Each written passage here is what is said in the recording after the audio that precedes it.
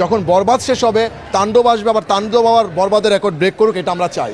এটা তো অবশ্যই ভালো লাগার জায়গা, শুধু আমার না, আমার মনে হয় আমাদের ইন্ডাস্ট্রি এবং আমাদের যত অডিয়েন্স আছে, সিনেমা প্রেমী মানুষ আছে, সবারই একটা ভালো লাগার জায়গা তৈরি হয়েছে আমার পাশাপাশি।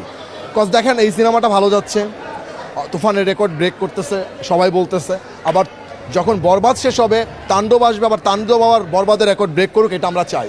কজ তাহলে হবে কি আমাদের ইন্ডাস্ট্রি আগে যাবে, যারা সিনেমা প্রেমী আছে, যারা সিনেমা দেখতে চায়, সে বাংলা সিনেমা ওই রকম না পাওয়ার ফলে যারা নেটফ্লিক্স অথবা অন্য অন্য সিনেমা দেখতেছে নেটফ্লিক্সে, তো এরা আসলে বাংলা সিনেমামুখী হবে। অবশ্যই বাইরের দেশের সিনেমা দেখবে, কিন্তু আমাদের দেশের সিনেমা থেকে কেন তারা বঞ্চিত থাকবে?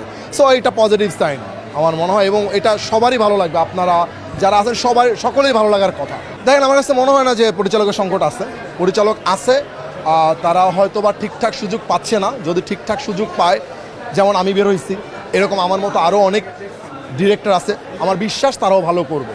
রাফি ভাই আসছে না হুট করে, ভালো করছে না, আমি এটা বানাইলাম, আপনারা সবাই বলতেছেন ভালো হয়েছে এবং ভালো যাচ্ছে সিনেমাটা। তো আমার কাছে মনে হয় নেক্সট কেউ যদি আসে, সেও আমার মতো ভালো করার চেষ্টা করবে এবং করবে।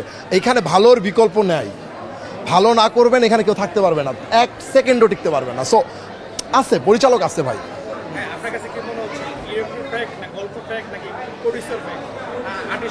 সব কিছু ফ্যাক্ট।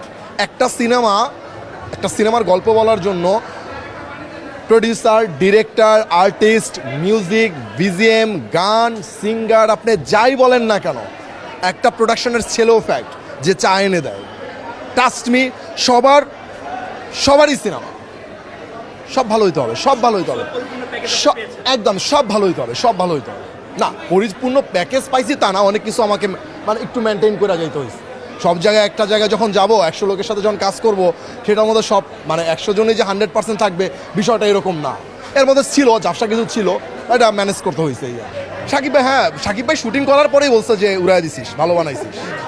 এটা যখন তিনি শুটিং শেষ করে, শুটিংয়ের মাঝখানেই বলতেছিল, এবং শুটিং শেষ করার পরে যখন একদম ডাবিং শেষ করলো, ওই দিন আমি সাকিব ভাইয়ের সাথে একটা ছবি দিছিলাম প্রথমবারের মতো আমার ফেসবুকে। ওই দিন আমাকে উনি বলছিল যে